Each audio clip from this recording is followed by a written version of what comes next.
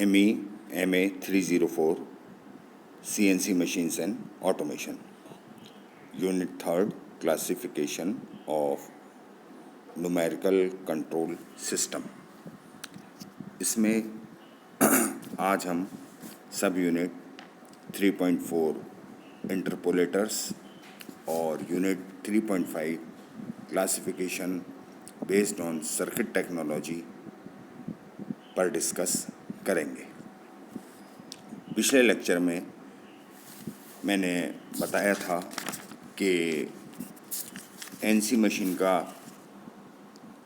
Control system feature के अनुसार किस तरह से क्लासिफिकेशन होता है। तो कंट्रोल सिस्टम के अनुसार 3 तरीके से एनसी मशीन का क्लासिफिकेशन है।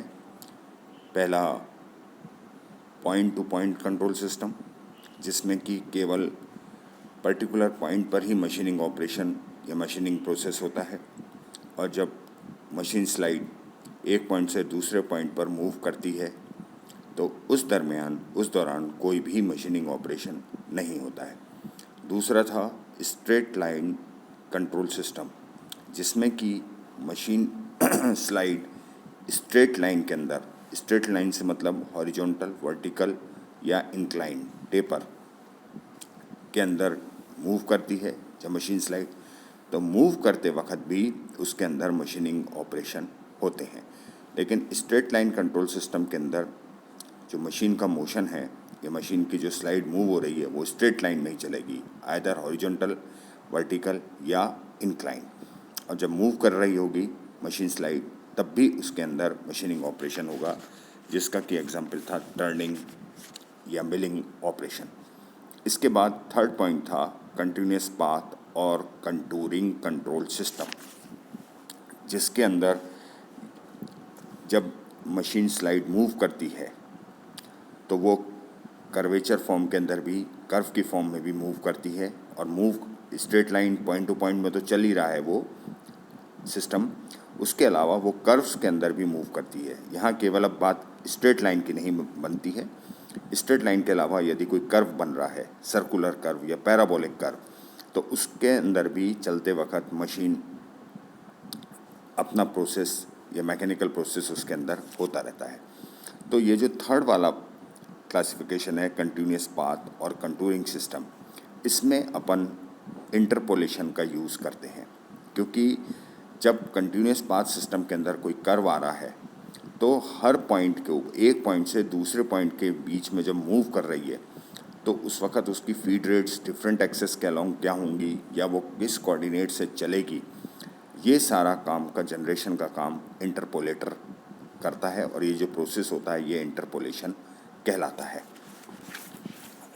तो एक इंटरपोलेटर एनसी मशीन के मशीन कंट्रोल यूनिट में निम्नलिखित फंक्शन करता है, या इंटरपोलेटर के निम्नलिखित फंक्शन होते हैं।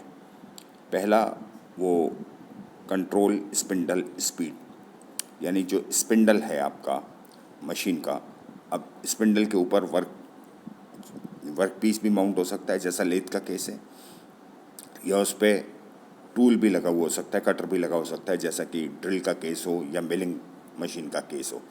तो वो जो स्पिंडल है उसकी जो आरपीएम है उसको कंट्रोल करने का काम इंटरपोलेटर का होता है। दूसरा काम coordinate feed rates of axes, यानी जब आप 3 डायमेंशनल एक्सेस में काम कर रहे हैं और आपका सर्कुलर इंटरपोलेशन है या पैराबोलिक इंटरपोलेशन है, तो डिफरेंट एक्सेस के अलॉन्ग फीड रेट क्या होंगी, इसका कैलकुलेशन का काम भी इंटरपोलेटर ही करेगा या करता है। फिर तीसरा जो काम होता है इंटरपोलेटर का वो होता है control tool rapid approach speed, यानी कल मैंने एक एग्जांपल दिया था कि जिस वक्त कटिंग नहीं होती है, कटिंग आपके पॉइंट टू पॉइंट सिस्टम पे मैं वापस आ रहा हूँ, कंट्रोल सिस्टम पे, उस पर मैंने बताया था कि केवल डिफरेंट पर्टिकुलर पॉइंट्स के ऊपर ही अपन मशीनिंग करते हैं। जब एक पॉइंट से दूसरे पॉइंट पे मशीन स्लाइड मूव करती है तो उस वक्त ऑपरेशन नहीं होता है, तो उस वक्त मशीन जो होती है वो रैपिड ट्रैवर्स मोड, बहुत तीव्र गति से मूव करती है। जिसको अपन कोडिंग में जब देखेंगे G00 से अपन स्पेसिफाई करते हैं रैपिड ट्रैवर्स कोड G00। तो रैपिड ट्रैवर्स कोड में उस मशीन स्लाइड का फीड रेट क्या होगी, मूवमेंट होने की स्पीड क्या होगी, ये काम भी इंटरपोलेटर डिसाइड करेगा या कैलकुलेट करेगा।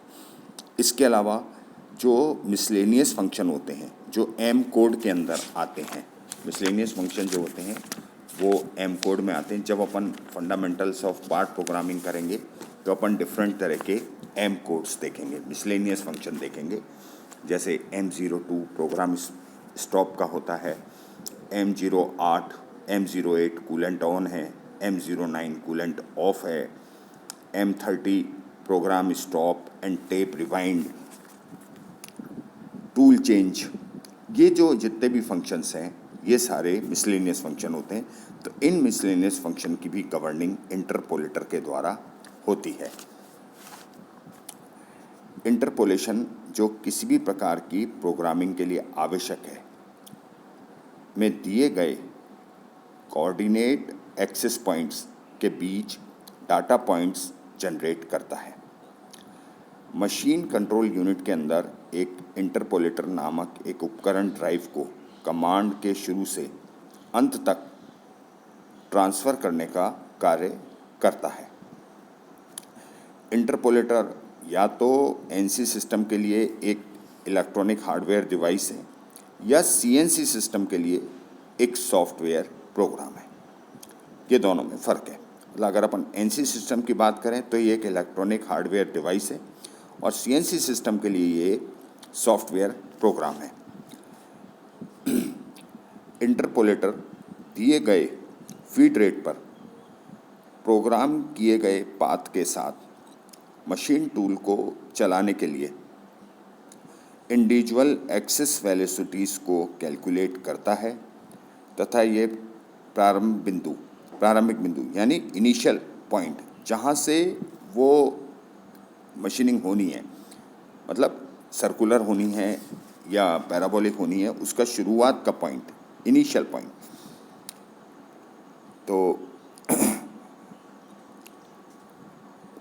इनिशियल पॉइंट और ऑपरेशन का लास्ट पॉइंट जहाँ तक वो सर्कुलर इंटरपोलेशन होगा या पैराबोलिक इंटरपोलेशन जहाँ पे ख़त्म होगा, वो लास्ट पॉइंट के बीच के कई सारे बहुत सारे इंटरमीडिएट कोऑर्डिनेट पॉइंट्स को जनरेट करता है। यानी वो पाथ बनाता है कि किस प्रोग्राम वैल्यू के अनुसार किस पाथ से मशीन स्लाइड को मूव होना है, जिससे कि जो प्रोग्राम में जो डिज़ायर्ड शेप अपन ने प्रोग्राम करी है या ड्राइंग के अनुसार जो चीज़ पार्ट अपन को चाहिए वो कैसे जनरेट होगा।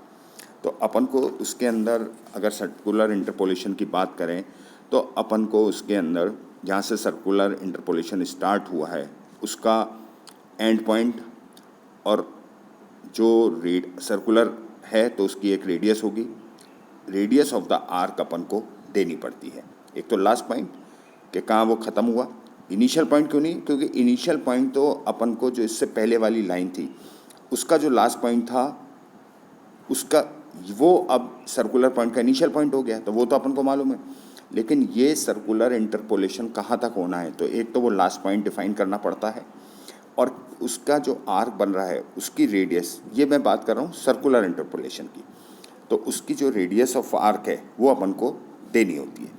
अब इन दोनों की सहायता से जो इंटरपोलेटर होता है वो बीच के जो भी पाथ है उसके सारे कोऑर्डिनेट पॉइंट्स को वो जनरेट करेगा और पोजीशनिंग के दौरान सभी प्रोग्राम्ड एक्सेस एक साथ स्पेसिफाइड फीड रेट्स पर चलते हैं जब तक कि प्रत्येक एक्सेस अपने डिज़ायर्ड पॉइंट तक नहीं पहुंच गए। यानी अगर अपन 3 एक्सेस की बात कर रहे हैं XYZ या 2 एक्सेस बात कर रहे हैं XY या XZ, तो चाहे वो 2 एक्सेस है या 3 एक्सेस है, तो प्रत्येक एक्सेस अपने डिज़ायर्ड पॉइंट तक नहीं पहुंच गए हों तब तक ये चीज़ें एक साथ चलती हैं और सभी ड्राइव एक साथ चलती रहती हैं। यानी जो ड्राइव मोटर्स हैं X एक्सेस की, Y एक्सेस की, Z एक्सेस की, वो एक साथ साइमल्टेनियसली वर्क करती रहती हैं और अपने जो डिज़ायर्ड पॉइंट है वहाँ तक ये पहुँचाती हैं। तो ये जो चीज़ है ये आती है इंटरपोलेशन की। The operation of producing the required shape based on information is termed interpolation, and the corresponding unit is the interpolator. The interpolator coordinates the motion along the machine axis, which are separately driven by providing reference points instant by instant for the position and velocity control to loops to generate the required machining path. Interpolators are capable of generating linear and circular path। इसी के हिसाब से जो अपना अगला classification आता है वो सर्किट टेक्नोलॉजी के हिसाब से होता है कि classification based on circuit technology.